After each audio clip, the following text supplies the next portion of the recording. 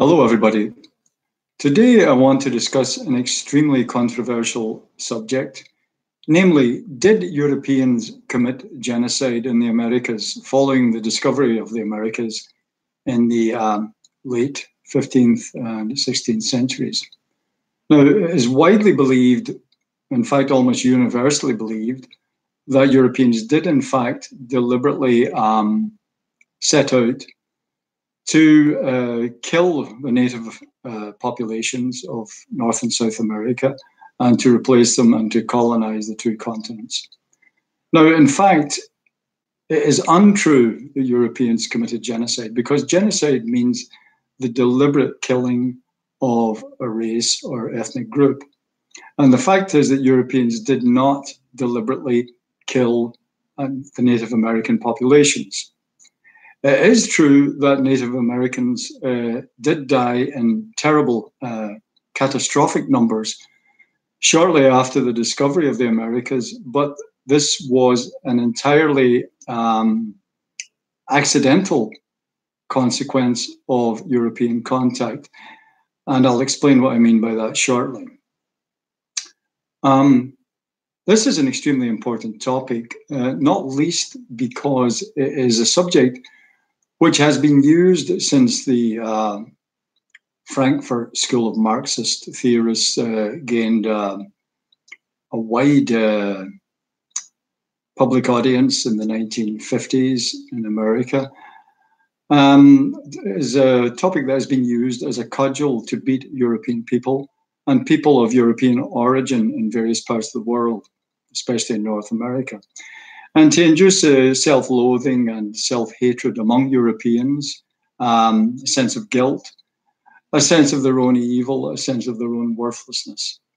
So it's a crucial topic which needs to be explored and to be is an assumption that needs to be questioned.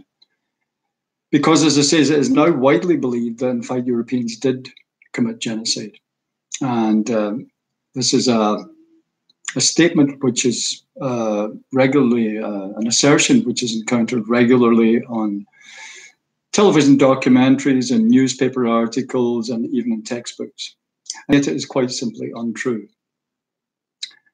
Okay, first of all, the truth is that in the 100 years after the discovery of the Americas by Christopher Columbus and various other explorers, in the late 15th and early 16th centuries, it's true that there was a terrible dying, a terrible loss of life among native populations in both in North and South America. It has recently been estimated that there were, in fact, about 130 million people in the Western Hemisphere, in North, South, and Central America, when the continents were discovered by Columbus in 1492. It is reckoned that 130 million people constituted at that time about 1/5 of the world's entire population. So there was a huge population in the Americas at that time. And this is confirmed by the reports of early explorers and more recently confirmed by the latest discoveries in archaeology. And more on that shortly. For example, it has been estimated that Mexico's population at the time of Cortez, at the time of the conquest of Mexico by Cortez, was anywhere between 20 and 30 million people, which was an enormous population. And we now know that early reports by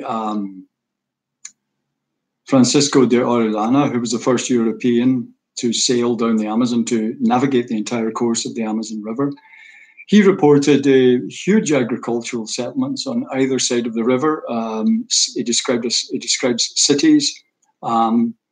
He talks about days spent, even weeks, sailing down the river and without a break in settlement on either side of the river. farms, towns, enormous agricultural settlements. In North America at the same time, another Spanish explorer, conquistador, Hernando de Soto, who landed in Florida and traveled throughout the southern states, roughly modern Alabama, Mississippi, Kentucky, I think, perhaps. Anyway, the southern states of what is now the United States again reported seeing enormous settlements, agricultural settlements, all over the place. About 100 years later, another explorer, a Frenchman this time, traveled through those same regions and found an almost deserted landscape, traveling sometimes for days, even weeks, without seeing a single human being. And the only people he encountered were nomadic hunter-gatherers. The entire agricultural civilization, which De Soto had described 100 years earlier, was gone. Similarly, in the Amazon region, 100 years after Francisco de Orellana's expedition, other explorers reported finding a jungle, an almost deserted, pristine wilderness, inhabited again by nomadic hunter-gatherers, a tiny population.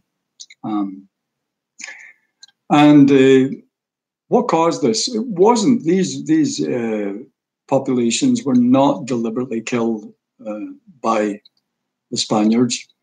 What happened was that European diseases, or old world diseases, spread from people to people, very often reaching areas of the interiors of North and South America before any European had ever come to those regions and had ever actually seen those regions. And so this mass dying of the native populations was not a deliberate consequence of European, it wasn't a deliberate policy of Europeans. An important book on this topic is Charles C. Mann's 1491.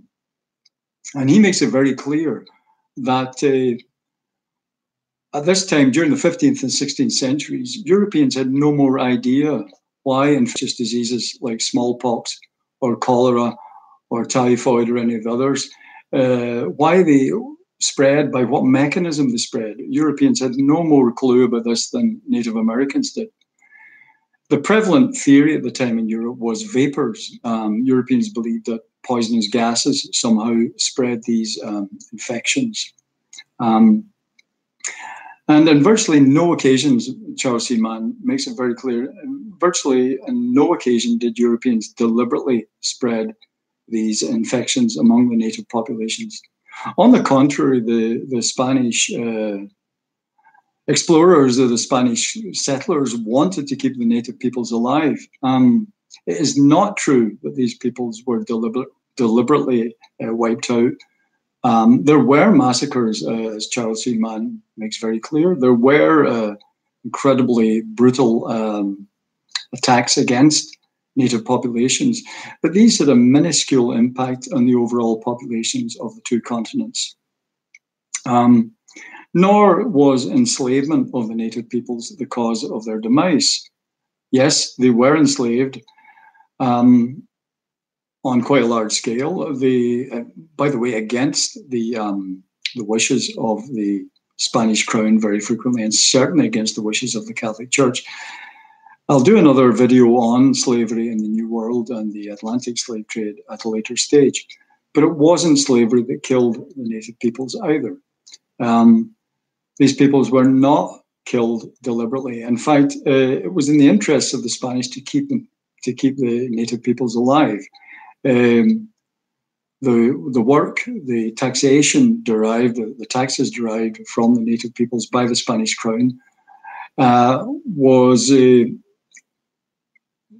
extremely valuable and very lucrative. And there is no way that the Spanish settlers and the Spanish administration of Mexico and Peru and the various other parts of the New World that they had occupied, that they wanted these the native peoples dead, and on the contrary, they wanted them alive.